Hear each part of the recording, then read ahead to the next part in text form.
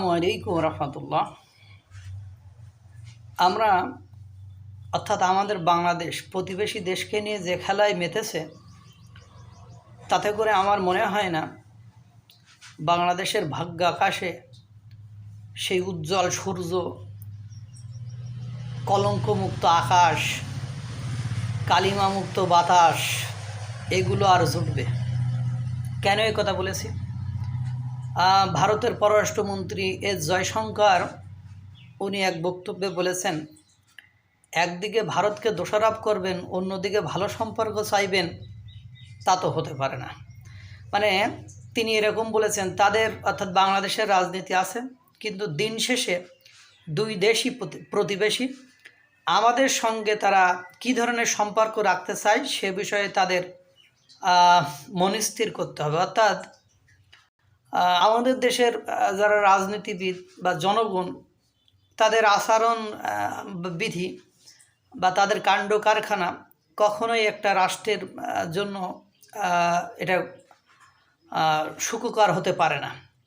কেননা আপনারা জানেন, কিছুদিন আগে আমজনতার দলের তারেক একটা গরু নিয়ে গেল, সেখানে নিয়ে যে আপনার মদিলাল গরু বলে সেই গরুটাকে জবাই করলো, সেটাকে জিয়াফত করলো, সেটা নিয়ে ভুড়িভোজ করলো, মিছিল করলো, ভারতকে অকথ্য অশ্রাব্য ভাষায় গালিগালাজ করলো, ভারতের প্রধানমন্ত্রীকে গালিগালাজ করলো। এটা একটা প্রতিবেশী রাষ্ট্র,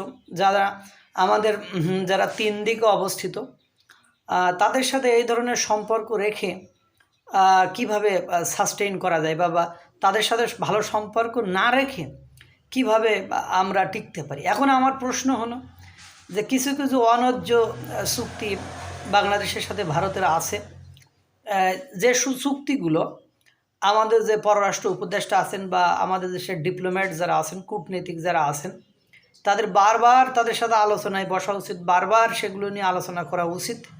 কিন্তু কথা হলো, আপনি যদি সেটা শক্তি সামর্থ্য দিয়ে, সেটা উস্কে দিয়ে তাদেরকে অপমান অপদস্থ করে এগুলো আমি পূরণ করতে পারবো বলে মনে হয় না। এখন তারপরে আমাদের দেশের সীমান্তে যেসব হত্যা করে মারে, অধিকাংশ দেখবেন ব্ল্যাক করতে যে এগুলোকে হত্যা করা হয়। তো এই ব্ল্যাক যাতে বন্ধ হয় সেজন্য আমাদের দেশের জনগণকে বারবার সচেতন করা, তাদেরকে বোঝানো যে এটা ঠিক নয়, এটা অবৈধ, এটা অনৈতিক, এ কাজগুলো বোঝানো, সেটাও আমরা করি না। রাদার আমরা যে কোনো ইস্যুতে দেখছি যে সকাল বিকাল সন্ধ্যা তাদের উপর দোষ চাপিয়ে দিচ্ছি। এভাবে দোষ চাপিয়ে সম্পর্কর কখনো সুন্দর হয় না। এখন আমরা যদি সকাল বিকাল দুপুর একটা গ্রুপ একটা দলের উপর দোষ চাপাই, আবার দিন শেষে যদি তার সাথে সুসম্পর্ক করতে চাই, আমার আপনার ভেতরে কি সুসম্পর্ক হবে না? তার ভেতরে ফাটল থাকবে। দেশ হিসাবে সকলেই তার নিজের দেশের স্বার্থটাকে আগে চাইবে। যেমন আমি একজন বাংলাদেশি হিসাবে আমার দেশের স্বার্থটাকে আগে পূরণ করতে চাইব, কিন্তু কথা হলো সেটা বৈধভাবে পূরণ করাটাই কি হবে, উচিত হবে। এখন কথা হলো, তাদের দেশের সাথে আমাদের দেশের যে চুক্তি আছে, যে বন্দি বিনিময় চুক্তি, আমরা তো শেখ হাসিনাকে চাইলেই আমরা ফেরত পাইতে পারি না। তাদের সাথে আমাদের বন্দি বিনিময় যে চুক্তি আছে, সেই চুক্তির ফাঁকফোকরগুলোও তো আমাদের জানা লাগবে, যে আসলে এভাবে রাজনৈতিক ব্যক্তিত্ব সে দেশে গেলে তাকে ফেরত নিয়ে আসা যায় কি না। আপনারা হয়তো বা বন্দি বিনিময় চুক্তিটি একটু ভালো করে পড়লে দেখবেন সেখানে একাধিক ফাঁকফোকর আছে, যে ফাঁকফোকরের কারণে আপনি চাইলেই আপনি শেখ হাসিনাকে কোনোভাবে ফেরত নিয়ে আসতে পারবেন না বা শেখ হাসিনাকে ফেরত দিবে না।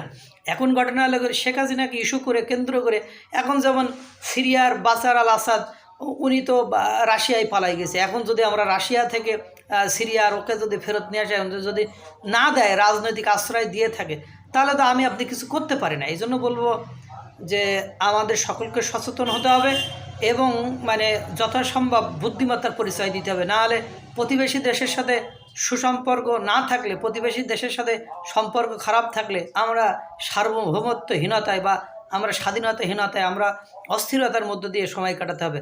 আল্লাহ তাআলা সকলকে শুভবুদ্ধি দিক, ভালো রাখুক, সুস্থ রাখুক। আসসালামু আলাইকুম ওয়া রাহমাতুল্লাহ।